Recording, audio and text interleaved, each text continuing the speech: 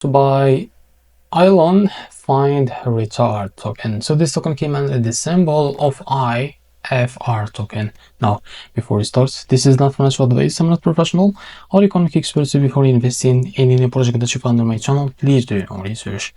Now, as you can see, this token is available on the screener. It's created 1 hour ago, and as you can see, to be able to buy this token, we will use the Radium. Now go to Radium, connect your wallet. I suggest to select the Phantom wallet. Now, if you can select your token here, go back to this token page on the screener, sorry, and click here to copy the token address. Now go back to Radium. Now click here and paste the token address in the search bar.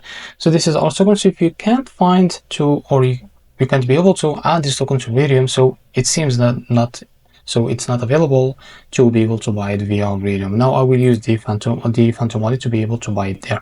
Now open your Phantom wallet for that, as you can see. Now click here on swap. Make sure that you have enough Solana on your wallet. Now click here and place the token in the search bar. So this is our token, as you can see. So it's available on our wallet to be able to buy it there.